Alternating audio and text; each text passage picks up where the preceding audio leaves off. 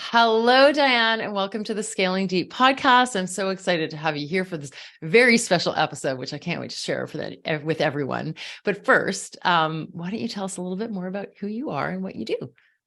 Well, I'm Diane Wingert. Thank you for inviting me, Lisa. And I am a former no BS psychotherapist turned business strategist and coach. I'm also the host of the Driven Woman Entrepreneur podcast. Nice. And I love business strategists because that's kind of what I am. And I totally love people who get business strategy because I know that you're following along in the same path of discovering the truth about everything and going deep. And we had a great catch up this morning, and we both discovered that we love going deep on things. So I know business strategists, that's their thing. So when you're calling yourself that, you must be finding out like the real path forward for people. So that's awesome. So why don't you tell us a little bit about how you got into that, and then we'll kind of dive into our special coaching session today. Yeah. Well, I guess I have to dial back a little bit to the fact that before I became a psychotherapist, I was in sales and I ran a successful service-based business with a former husband. So I kind of have a knack for building businesses. I built one with my current husband and my previous husband. I've helped a couple of my kids build businesses. And I'm one of those people that just has a lot of ideas and I can't build them all in my own life. So I enjoy helping other people with theirs. But I love being a psychotherapist because, like you, Lisa, I love going deep, and I'm really, really fascinated with what makes people tick, and especially what makes ambitious women hold themselves back. So when I realized the psychotherapy thing had run its course, I started feeling a little impatient with my clients about wanting to move on to the next phase of their life once their trauma, abuse, whatever was healed. I thought, you're not a therapist anymore. You need to move on to the next thing. So at first I called myself a coach, and sometimes I still do.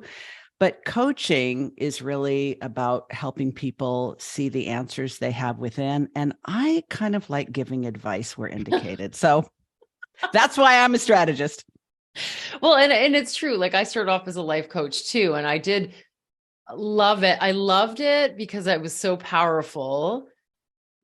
But it was my action takerness wanted to be around more action taker. And I think that's where it's about advice and action. And it's not always super prescriptive. I'll never tell somebody to do something they don't want to do. I mean, but I help them shape their model, saying like, if you don't like this, then this is, you might want to consider offering it this way or charging this amount. It does, there are trade-offs. So it's fun to be able to say, you choose, knowing that people will do it because they're paying you for that advice. They're paying you to figure the stuff out that they cannot figure all out on their own because there's just too much information to gather. So it's really satisfying. And there's coaching moments, right? And I know you have those because you said you're really good at the mindset stuff. So definitely. But yeah, I think labeling it correctly it's always really good. Well, I like options and opportunities, and I think they're not the same thing. An option is something you could do. An opportunity is something you should do. And sometimes people need a little help figuring what's what. So I might say, well, these are the things that are on the table. Which one is attracting you, even if it feels a little scary? Let's talk about that. Yeah, absolutely. Absolutely. So what we're doing today is super exciting because Diane has agreed to come on and let me coach her through this conversation around, should I start a membership? And not only that, but just in general, some type of group program. So whether it actually ends up being a membership like program or something, but you've had this desire, I would say, or history of sort of dabbling in it before. And I think we're going to work this out a little bit. So I'm really excited to do this because this is the work I love doing. So I'm happy to do it on the podcast. So thanks for volunteering for that. That's going to be super fun. Well, I chose you specifically because this is a little bit, and I wouldn't exactly say a sore spot, Lisa, but as we've talked about previously, I have had the desire to do this. I felt really compelled to do it. And I have people who want this and are asking for it. But because I like to go deep, because I'm very attached to doing really transformational and meaningful work, and I know how to do that one-to-one. Yeah.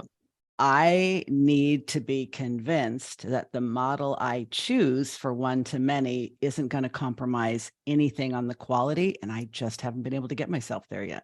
Yeah. Oh, that's such a great summary because I'm sure a lot of people, even in my membership right now, have a similar concern and thoughts. And that was my story completely. So, okay. So let's dive in. And I want to ask you first from your perspective, what would you like a membership or group program to do for your business? So one of the ways of looking at it is like why, because everyone can go and do one-on-one work forever, and some people have a desire for something different. So what is that going to do for you?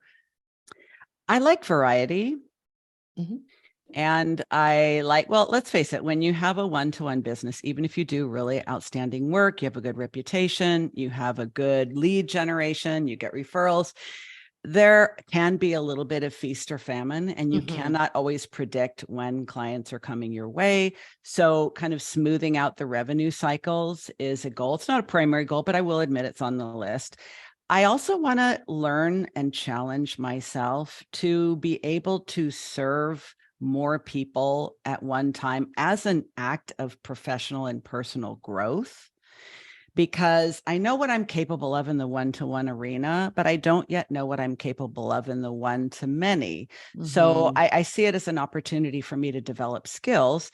And also, I know from having been in a number of different coaching groups, memberships, masterminds, all kinds of different programs that have a group component or are entirely group, that there is a synergistic effect when the right people are in the group with you that far exceeds the benefit that you get from the leader. And it's a value add.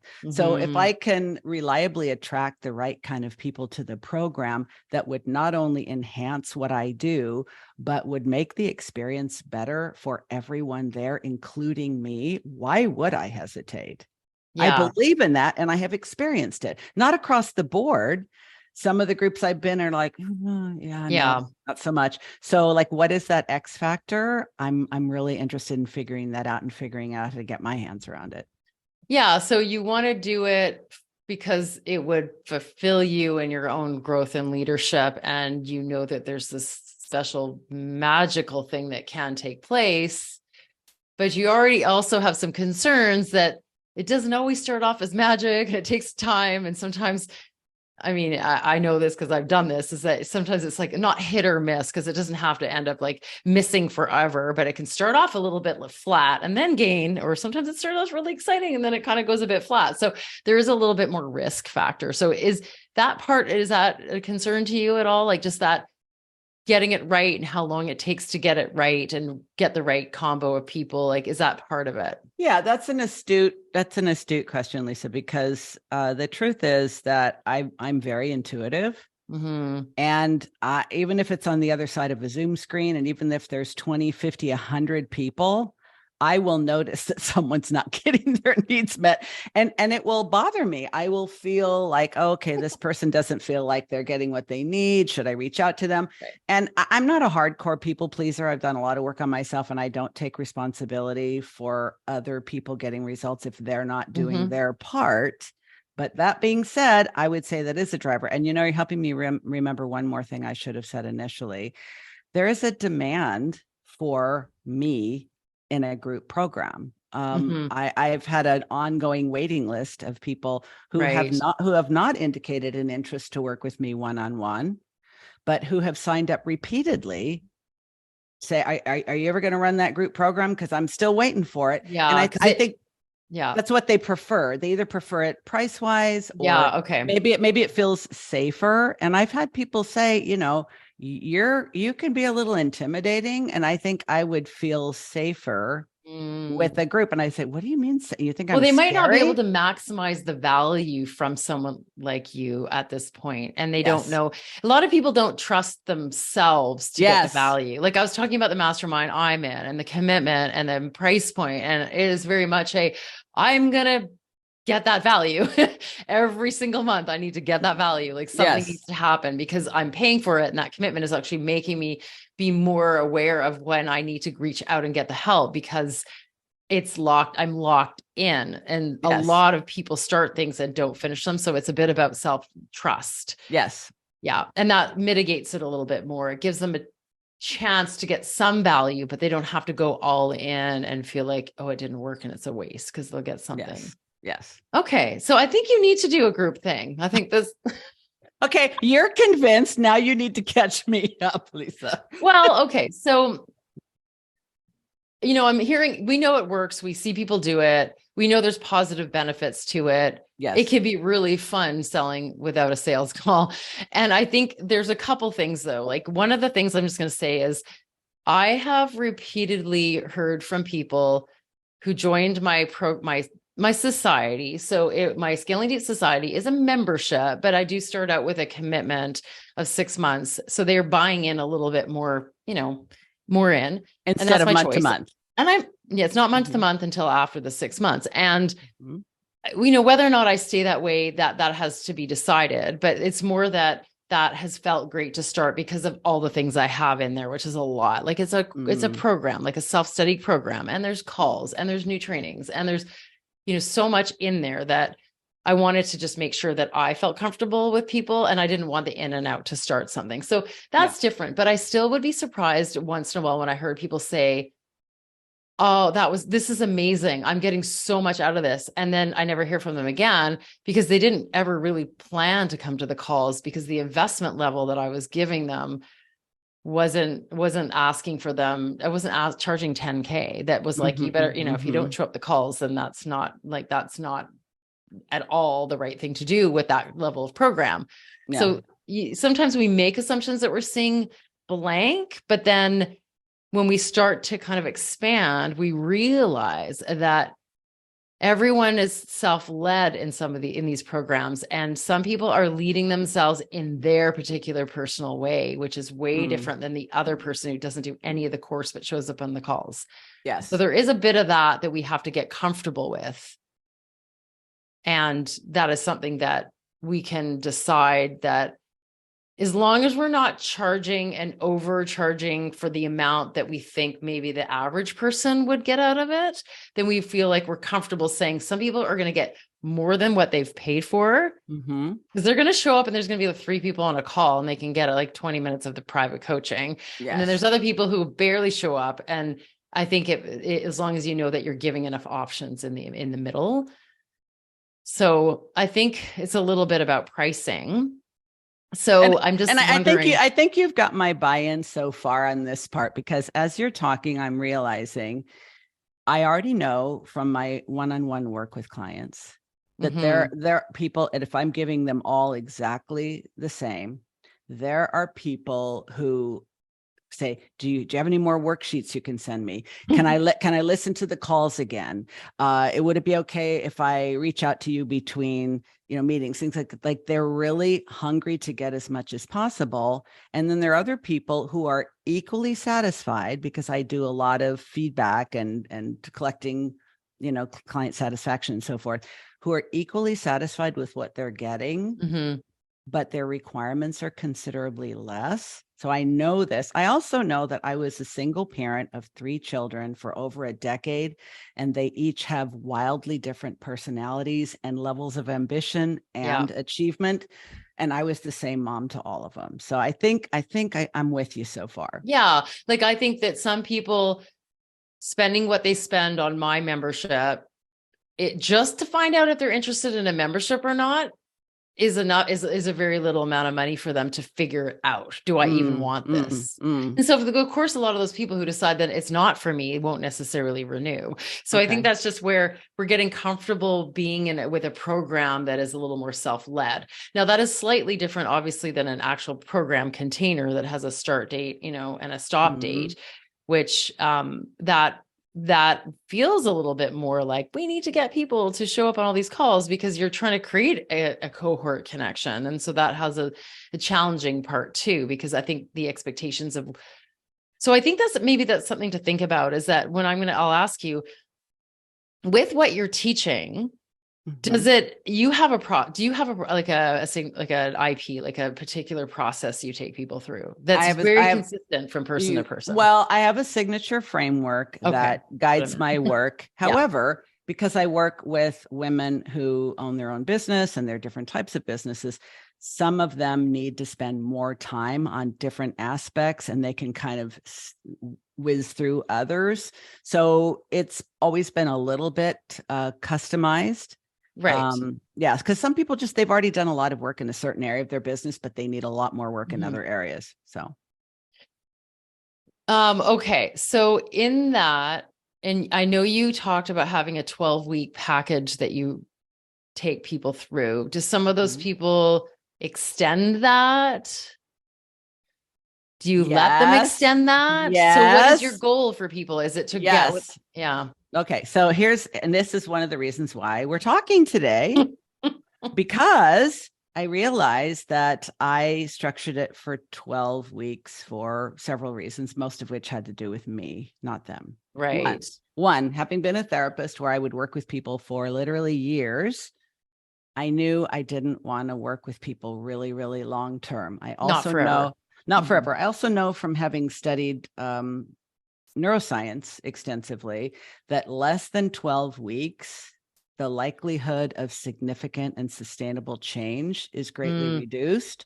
And I really want people to get lasting transformation that they can continue to build on long mhm. after I'm no longer by their side.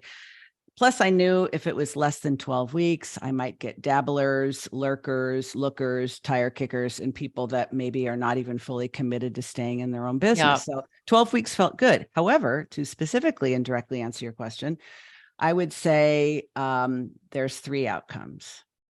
Okay. One is people get to the end of 12 weeks and they're like, this is exactly what I wanted. It's like you could read my mind and Hmm. anticipate my every need. And this has been transformational. And I'm going to find people and send them to you.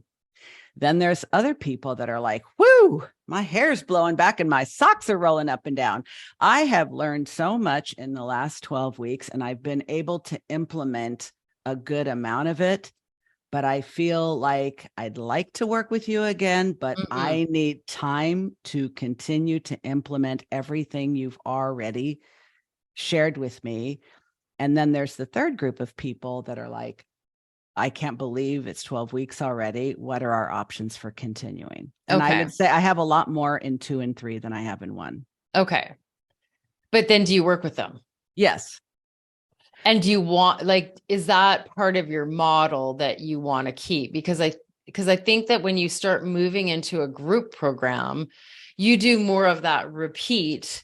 There still can be options for continuation. And actually some of the, to be some of the best options for memberships and are Mhm. continuation programs after they've learned the thing.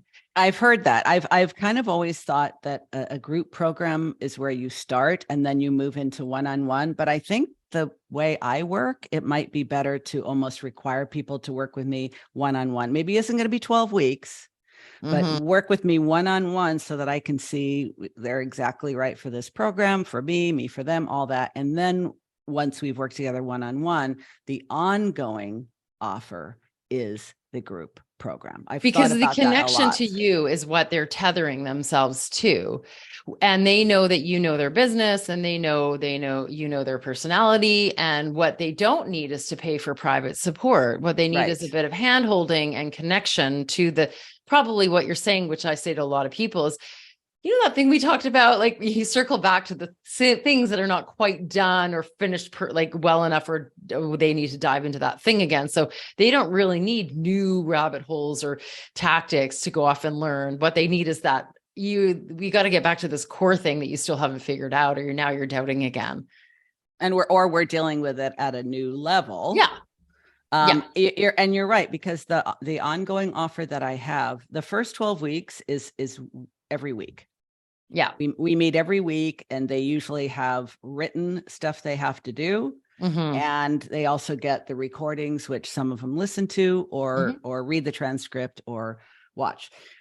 Once we have finished the 12 weeks, the ongoing offer is called COD, Coaching on Demand. They buy a 6-pack of sessions, and they all have to be used within 4 months. So what will typically happen is we'll go from every week to every other week, or every 2 to 3 weeks. So they're kind of flying solo more, but they're still like tethered, as you say. Yeah. And there are people who want to keep renewing that indefinitely. And I think this probably should be some sort of a group situation once we've done a couple rounds, because I don't necessarily want to do long-term one-on-one work where I'm meeting with them every 2 or 3 weeks. Well, okay. So it sounds like you're running the business, getting the clients, doing the work that you love with the connections you love, but you're also working in the business if your time is all spending with people. And there is this fun factor of the scalable model that people decide, yeah, the consistency, the getting out of feast or famine, and let's build a funnel. It's which I never probably said, but because I don't know if I actually like that, but it is exciting to kind of grow something that you can see the scalability, and you can tweak the things, even though it doesn't have to be detailed. You don't have to be obsessed with numbers, but you're kind of playing a little bit of a different game, growing that model.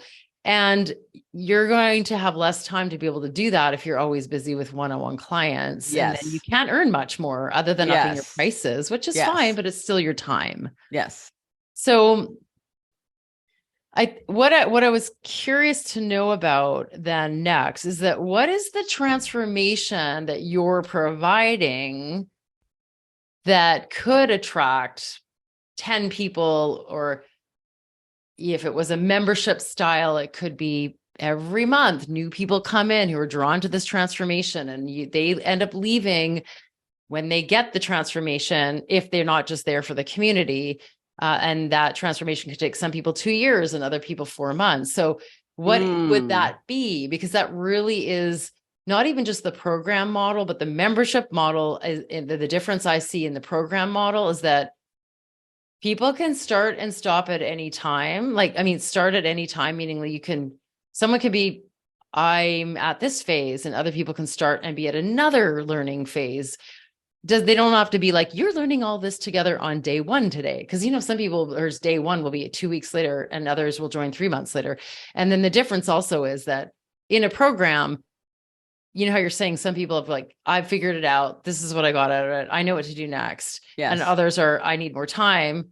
Because if there are different levels of learning and even sophistication in their business and ability to implement, they can't necessarily just get the result, even though they get it. So then that allows some people to take 2 years to get to the outcome that someone can get literally in 2 months. So regardless, though, you're still attracting people with the problem that they wanted, that's going to hook them on the you and the Diane factor. And that's not just your personality, and they're going to all mostly desire the outcome.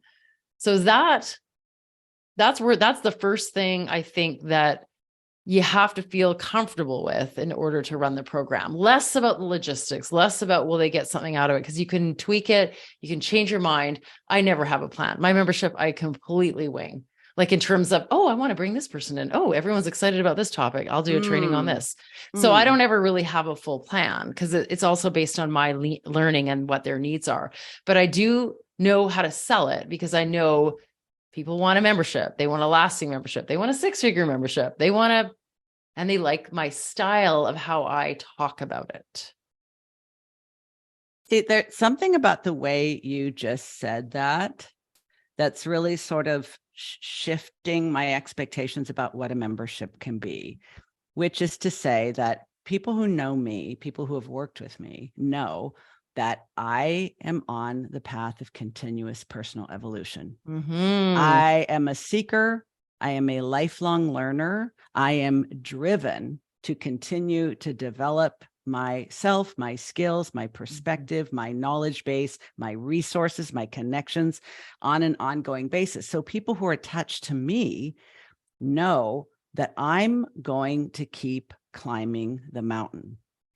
And if I'm their Sherpa, they know that they will continue to get the latest, the greatest, the most streamlined, the most updated, the most fine-tuned.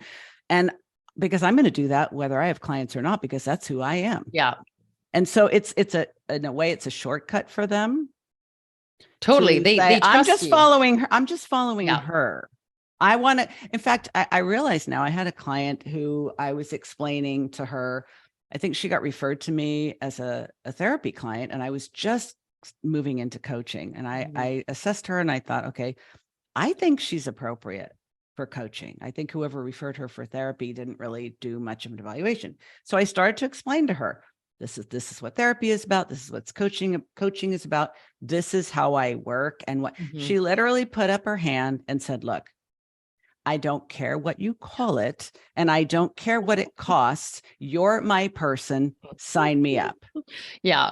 And I thought, wow, if there are people out here who think like this, I think I'm moving in the right direction. Yeah. And I worked with her for quite a while, and we continued to work on different things because she knew I could take her wherever she wanted to go. So if there was one specific thing in my program that enough people would want, that would be the draw. Well, I feel like you're saying you've got almost a productized service, but not quite as much. And that's why I was like, go watch that last podcast episode, the VIP day one, because it talked about how I had 6 or sessions or 8 sessions or something like that. And then I always found that it wasn't long enough probably to help people through their major roadblocks. But then I also didn't want to keep people for too long who kind of weren't super committed, because then that's just making them do something that they're not even like, they might still have a full-time job and they weren't sure.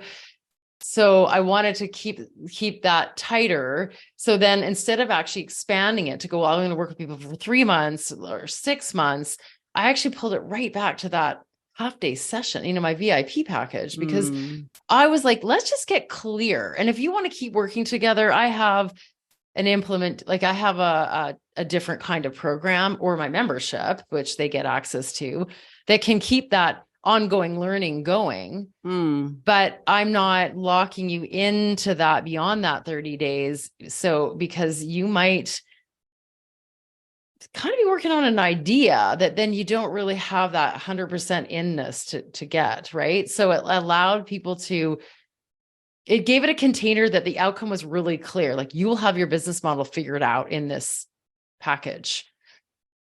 It may look like different for everyone. We might get to marketing in some cases. Other cases, we won't. Sometimes we spend more time in the value proposition. Sometimes they want me to look at their website because they've got it, and others don't even get to that. It's very different. So I feel like in your product, in your service, there is probably a goal that you secretly wish for with each of these people, or do you more just feel like whatever it is you're interested in will get you there? Well, that's a loaded question. Yeah. Okay. No, I'll tell you what. What would be optimal for me, and what I think I'm frankly brilliant at, is somebody who knows that there's something they're really good at. They know it's a gift, and they've always been good at it. And frankly, they undervalue it because it comes easily to them. They have learned, yes, their zone of genius. And they have learned that, if it doesn't feel like hard work, it's not really fair to make a lot of money at it. And I think just, you came with the gift, let's open it up and get it working for you. So what I love most of all is really helping people uncover, own, and fully optimize their unique genius, and then really reformat their business around that, so they're not spending so much time, so much energy, so much effort, so much grist and toll selling things to all kinds of people who are willing to buy, doing work they're willing to do, but it's not the work that is going to make them really stand out, be sought after, and frankly, make their heart sing, because it's what they do anyway, even if no one's looking. That's what I'm most excited about.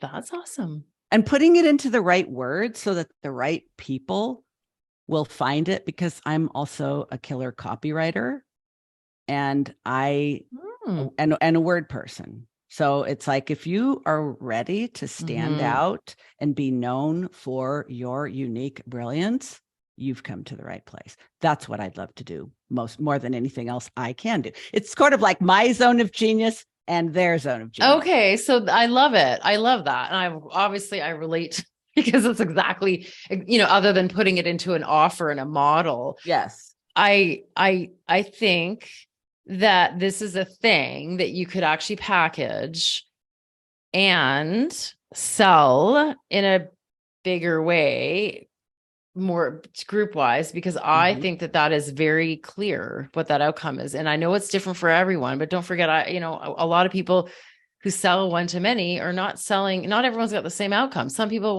might want a low ticket membership. Some people might want a high ticket membership. It's very different. I actually think that's a thing that you could do that was very clear to people. And with good copywriting, you could write some really relatable things. Or like, are you feeling this? And are you feeling that? So that's clear to me. And it's going to that point versus beyond that point, which you might go to some people because you've got the time left and you might figure it out quickly. And then you're working on other things. Of course I want to see it implemented too, because otherwise I would just be selling brainstorming sessions. Like I want to see the thing happen. Implementation, it's different, right? Like I understand, like I said, I have a 30-day container. You have a 12-week container. There's some implementation in that 30 days. Yes. It's kind of it's a VIP. It was called a business intensive. And then it was like, okay, they call them VIPs. But so I don't, you don't want to be too long. You don't want to make the 6-month VIP day. No. But I never even thought about a VIP day that's longer than a day.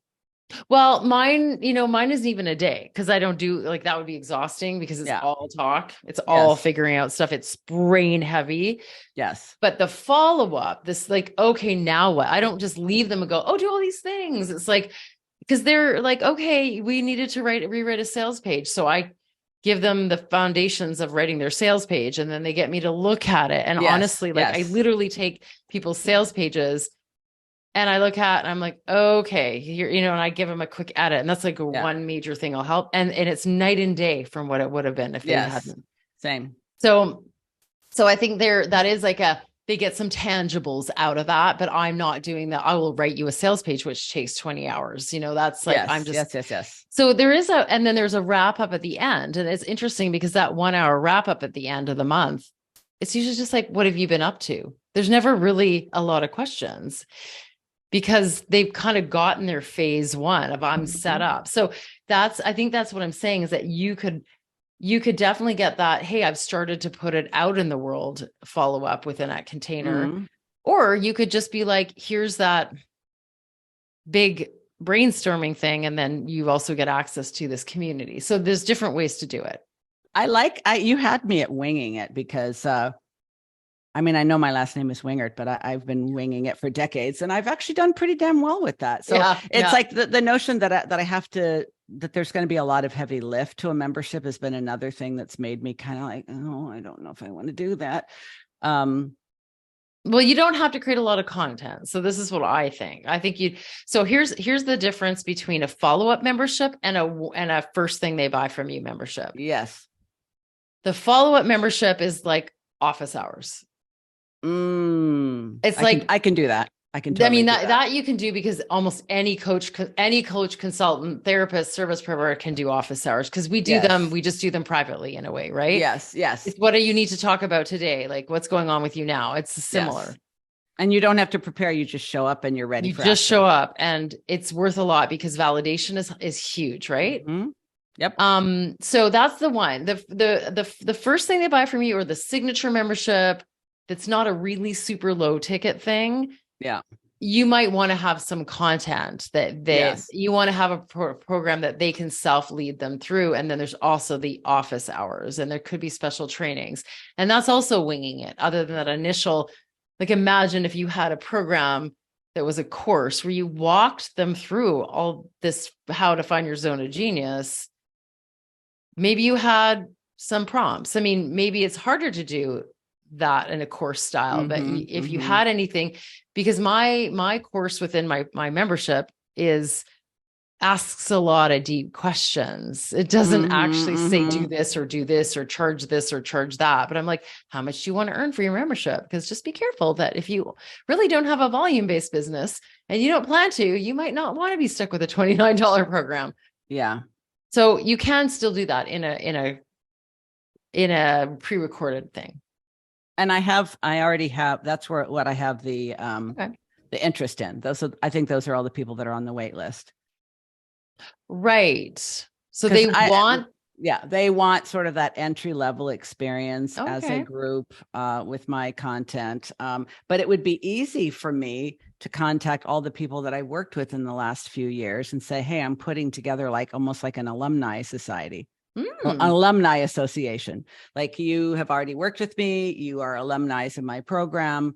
Instead of doing the COD, continuing one-on-one, how would you like to meet other badass women who have worked with me? And it could be a bit of a double side thing as well. It could be the entry point for people because there's some content in there, but then you can also have people who've worked with you more VIP or one-on-one who are said they're not going to be the ones that do the coursework. Yeah. They just, or if they really get stuck or they change their whole business and then they're going back to that. They have to go back and revisit the basics. What's my zone of genius within the business, the new business concept? They might want to, but then they're just there for the calls. So it could be something that you're constantly feeding from that side and the other side. And then that builds momentum in the community. Because the membership is not that hard it's very low time. It's very little. It's not a lot of time. Like, you spend a few hours a week on it. It's not a time consuming offer. How hard is it to get the community part right? Because I have always heard that the reason why people join group programs of all types, they come for the content or they come for the talent, but they stay for the community. And I have never really seen myself as a community builder. Oh yeah. Okay. So I'm not. I'll be honest. Okay, you neither. Okay, that's reassuring. And that's my Achilles, like, for not my Achilles, because it's not necessarily a flaw, but I've never sold my membership as. So I always say there's 3 types of memberships. Well, there's 3 types when I talked about that warm up, that flagship, and that follow up. Those are those are the models, or where you sell it and how you sell it. But there's the focus areas. So there's, education. And so some of those might not even have a community or a mentorship. There's mentorship. And then there's community. And I think it's a good one that is not super low ticket, has all 3, but it does not have to, you can focus it on one. And I focus on mentorship because I know it can show up and help anyone with a problem they have in time very easily. That's my zone of genius kind of style. Yeah. So you can do that. And then I add trainings because I'm learning them, but I'm thinking about the people. Like, someone joined with 100 members already who's stuck at that number. And I thought, okay, well, the only thing you need to do is do the numbers. So I just quickly did a numbers training, and I did with my own spreadsheet of what I'm tracking. And I said, this is what you need to figure out. So you know how to, how to get more members in your marketing. And so you didn't even have to think about that ahead of time, because that was something that emerged from one of your members in the course of their membership. Where do I start? And I was like, well, when you already have a certain level of success, but it's growth, then you got to look at your funnel. So I gave her here's how I track all the steps in my funnel and percentages.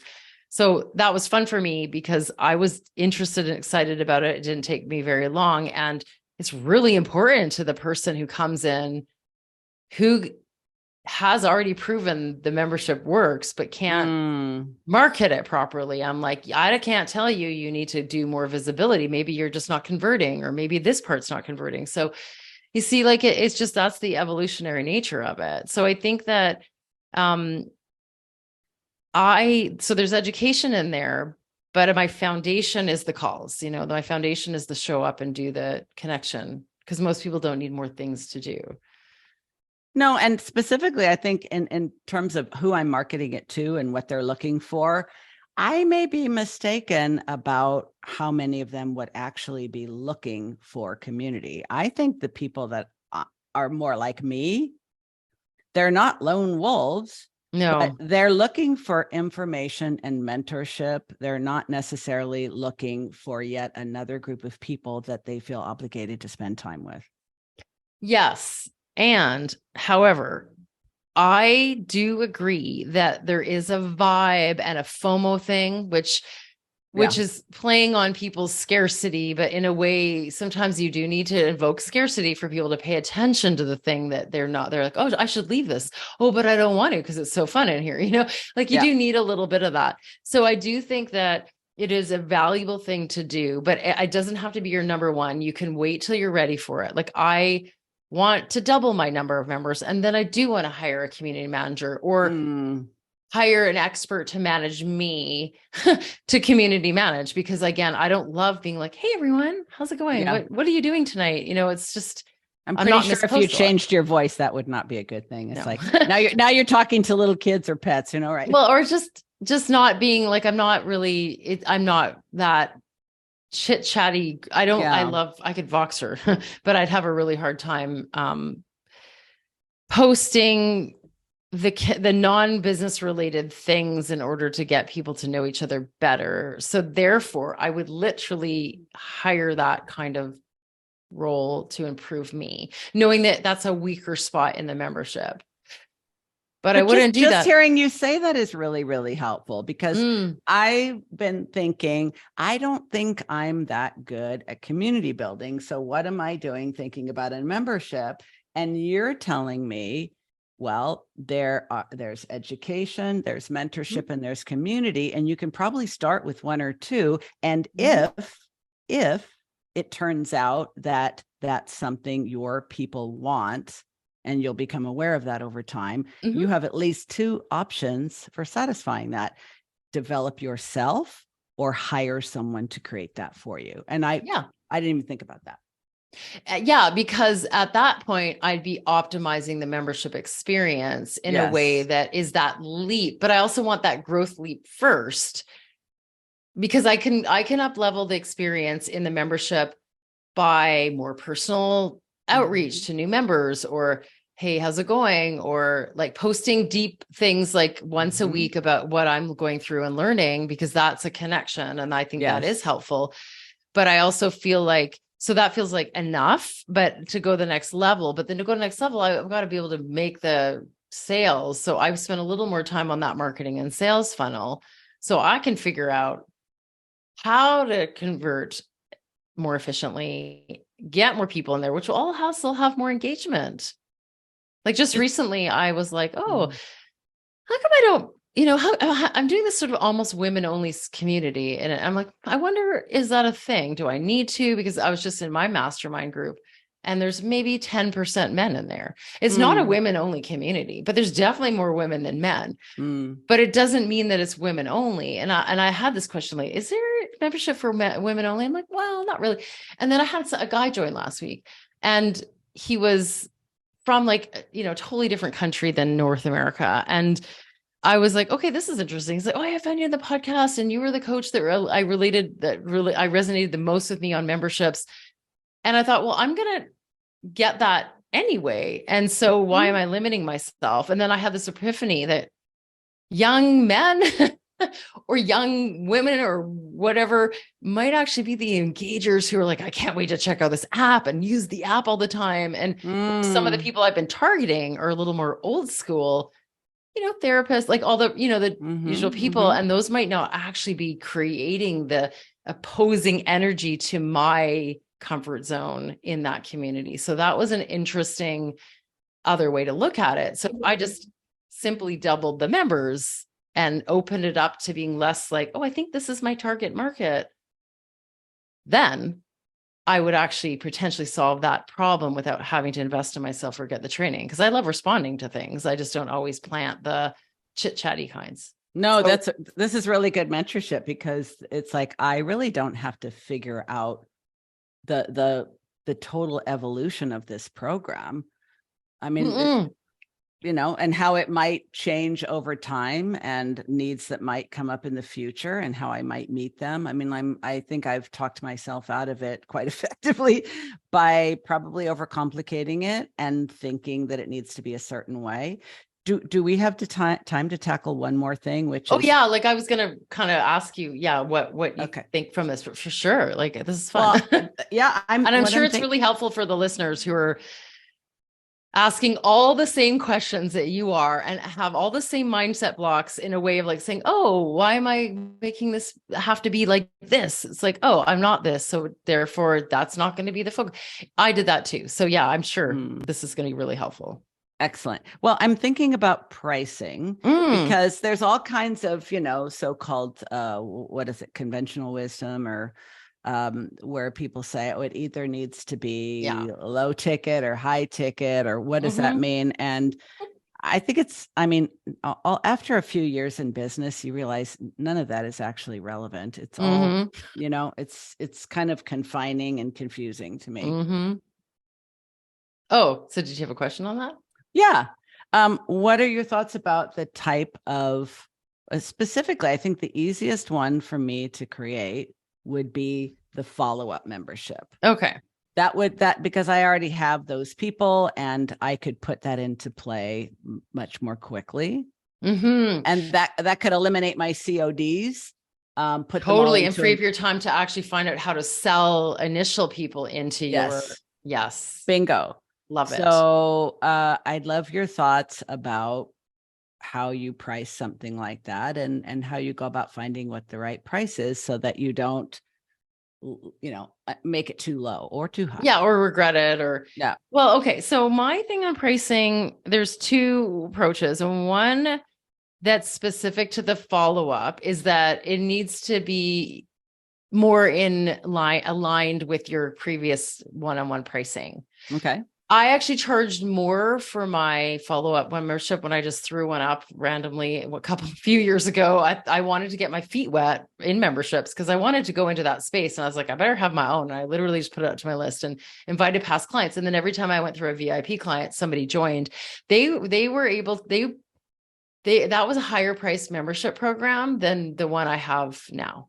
And they committed for longer because they were used to paying premium coaching and they valued me as a coach. So that they were paying a lot more per hour from access to me. And I know it sounds like I'm not trying to talk like access to me because I'm just perfect. No. I know what you mean. It's just, I'm just saying but I'm just putting that out there because I know people are going to feel that discomfort. But the thing about that is that they just trust that they trust your style and it resonates with them and they're happy to get more of that, but they don't want to pay you 500 or 300 or, whatever it is per hour. Yeah. So that one you can price more. Okay. And you can price it. What's a good amount of trade? Like it's like a proportional, like maybe even 10% a month almost, or can be hundreds. Okay.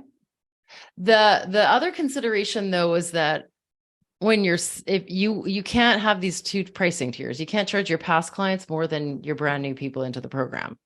Yes. So you don't want to lower it eventually. Like you don't want to be like, oh, it was $300 a month and now it's $200 or something. It's not a nice thing to do to people because people think they're getting in early and they want we are the founders. We've got the price at the better deal. So you want to consider what would make it worth it to you if you had X amount of people sign up to this thing. If you only had 5 past clients or 10 past clients, you might not need a call every week. You might need 1 or 2 a month. If you had 20 or 40, you might want 3 a month. So, but that'll work out because your extra hour you spend a month will be worth the amount of extra hundreds or whatever you're getting. Yeah. So you got to be, what would it be worth to you given how many people you think will sign up? Yeah. I'll have to play around with that and think about how I would structure it.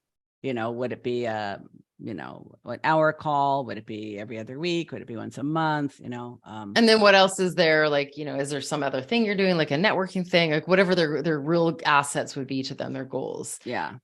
And then the other thing is that what do you want to sell it? How do you sell it to your warm people, which might be easier, but then colder people? So if you did really want this thing to be like 100 members, You're looking at how to scale it. And that comes with also how do you sell it? And then how will you sell it at, and how easy is it for people to understand the value of it and part of my 6-month thing is that I was selling it through a webinar. And my webinar is like, I spent so much time creating my evergreen webinar. I spent months, and it's long, and it was deep thought, and I went for it, and it was an hour and 15 minutes long. And I'm not going to sell something for like $100, $150, $200 for, so it was like, if you're going to invest this time, you're going to be okay paying for a bigger investment. Yes. So how you want to sell it and how easily people will see the value of it affects the price as well, like how you price it. Yeah. And I'm kind of, the first thing I'm thinking of is, all right, so would I be telling people about this offer before they enroll in, let's say, for example, let's say that just for now, first step is I keep the one-on-one 12-week program. And when they graduate from that, they are then eligible to go into this follow-up membership program. Would I be telling them about that follow-up offer at the time that I'm selling them on the 101, so they know, okay, at the end of 12 weeks, I'm not just going to fall off a cliff. There is like a ongoing way to work with her, and they're already thinking about it. Because the one problem, well, I won't say the only problem, a problem that I have with my existing situation is they allocate a certain amount of money for the 12 weeks. And then they get to the end of the 12 weeks and they realize that they both need and want to continue working with me. But the first group of people, remember I told you about the 3 groups? Yeah. The first group of people, I believe most of the time when they say, thank you so much, it's been awesome, they probably would continue, but they only budgeted the amount of money for the 12 weeks. And now they have to quit, even though they may not want to. Well, I would probably find a point in your system that I usually do at the end, but it's 30 days. So I think you need to play with it and experiment with what point it feels right. When I tell them about it. Yeah. And when it feels awkward and when it doesn't, like and then literally insert it into your certain call for almost every client. Yeah. And then I think that I would also talk a little bit about the ROI, because I have 100,000% realize that people who are getting support or not getting support are not going to get farther very fast. And no, they won't. So I'm a bit pushier with that, even though not pushy. I mean, like, I'm confidently, if you want this, you need this, you're going to need this if you have this big of a goal, especially with something like a model, like a membership, a scalable model. Unless you somehow have gotten into that place where you've got something, people found you, they're Google searching you, whatever, you're getting the sales. You could definitely maximize, but not everyone's ready to believe in themselves. So I would definitely feel comfortable with some people saying, like, we're not done here. This would be helpful for you. Like, this will get you further. And if it's only 10%, if they're in business, they need to be confident they're going to get the ROI. And if they're not, then you have to kind of question, maybe they aren't the right fit long-term client. This is a good point. I think what I'm realizing is that there's a couple more questions I could be asking during the screening. So that I can either eliminate the folks who just barely squeeze together enough money for the initial program, versus those who are like, well, I know I want to work with you. I want to see how far I get in 12 weeks. If I am satisfied with the progress I'm making, but realize that I'm doing well with your guidance, support, and accountability, then let's talk about what our options are for continuing to work together. I already have a process where, because there's 12 calls, at the time of the 10th call, I'm checking in with them and and saying, hey, you realize we only have 2 more calls. Yeah. how are you feeling about this? And, I just wanted to let you know, if you feel like you are happy with your progress and you would like to hear about options for us to continue working together, I just want you to know that we have a couple of different options. Because Yeah. some people start getting nervous thinking, oh shoot, I realize I've only got 3 more calls and I'm doing so well, but then what's going to happen is, am I just going to like fall off a cliff or something? So I like bringing it up, and it would just take the place of the COD offer. I would just talk about the group Yeah. at that point. Which I think is a really easy, I think it's actually a really easy step. Yeah. It's not even it's like don't even have to, I don't even have to talk you into memberships. You just have that experience and go, oh, I can do this. And this does work. And yes, you will have people that don't show up, and they'll show up every 3 months, and that's okay, because it's still worth it to them, because Yeah. I'm in that mastermind, and there are people that don't even use the private support that they get access to, because it's like just the retreat they went on twice a year is enough for the value they're paying, because they are doing something amazing, and profit's not their problem, or cash flow or whatever. So we stop judging that and projecting our value onto that when we start offering group programs. So we definitely don't want to convince the wrong people to buy them, but we also have to let go, especially if you're ever get to the point where you're doing sales that's not personally inviting. You have to allow people to discern a little bit. And I do have a 7-day money back guarantee, which what that means is that, which I love, because I don't want anyone to be like, this is so not for me because of these like reasons. And I don't want them to be stuck with something that is like, they couldn't quite, even though I think I'm very clear and it's not super high ticket, but sometimes every once in a while you buy something and it's not what you thought it was. It's like, you just said the whole thing was about this, but it's only like 5% on this. And I only needed the 5%. I just spent 1,000. So I feel like that's really ethical. Yes.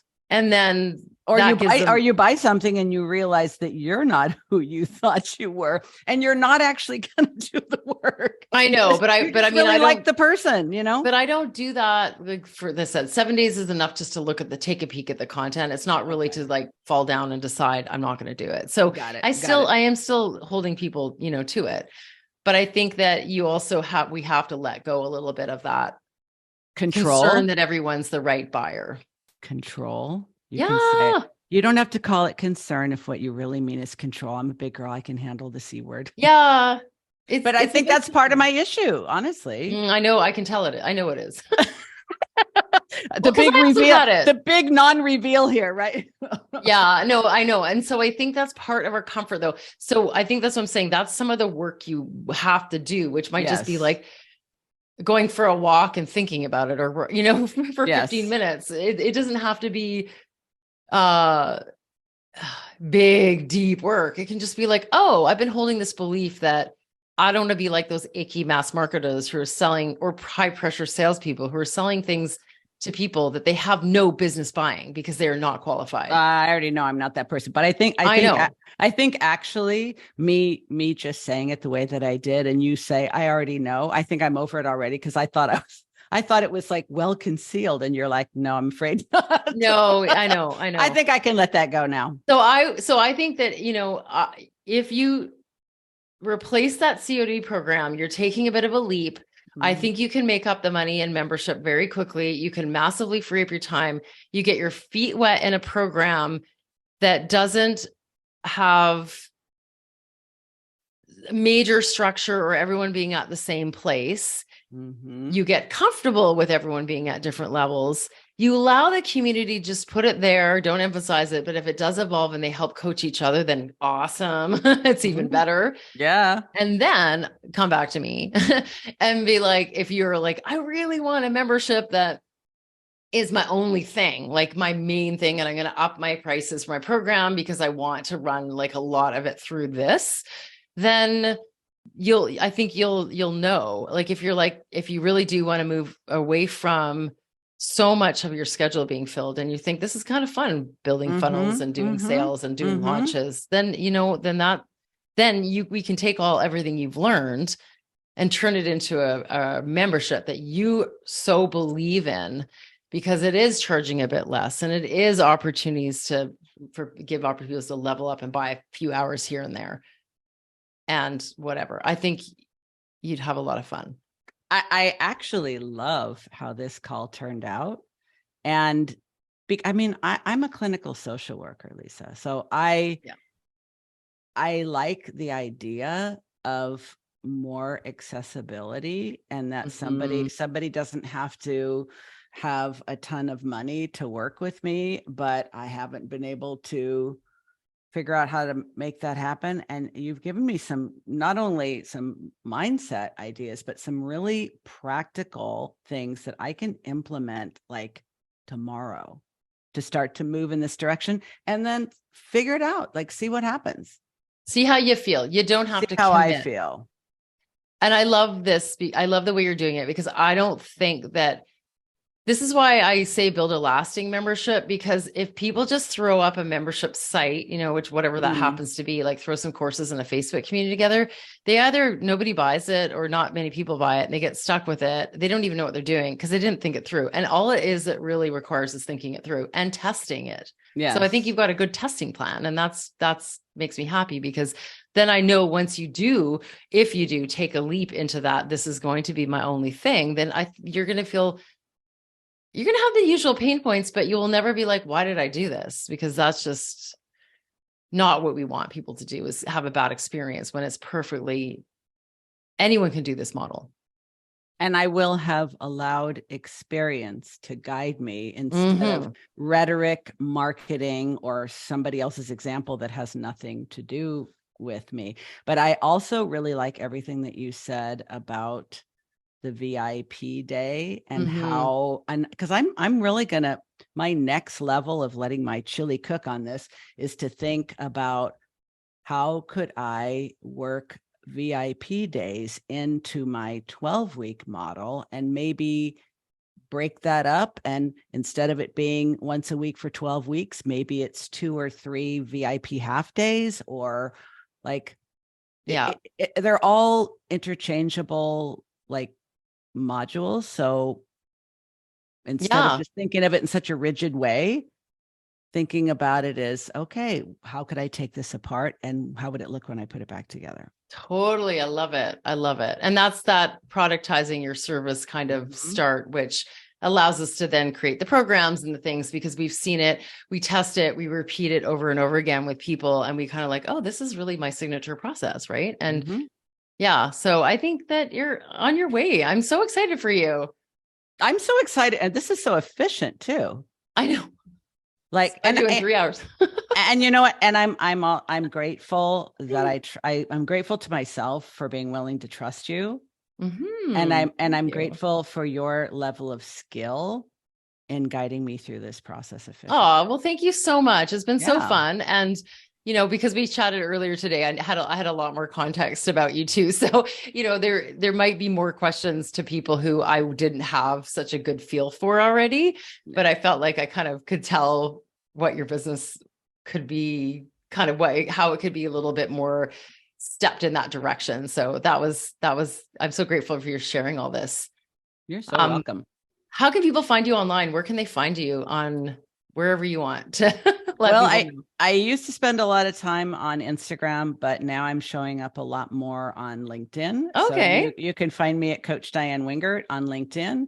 And I always like to say, if you like the sound of my voice and what I have to say with it, then you should check out the Driven Woman Entrepreneur podcast. I am the host. And in the week of this recording, we are celebrating our 3rd podversary. So, oh, congratulations. Thank you. That's amazing. Awesome. Well, yes, have a listener podcast. It's really good. And I think there'll be a lot of people who resonate with how you approach things and your background and just your energy, and you'll be a nice source of life for them and inspiration in their day-to-day business growth. So, well, I can't wait to start implementing these things and letting you know what's popping from them. So thank you so much. You're welcome.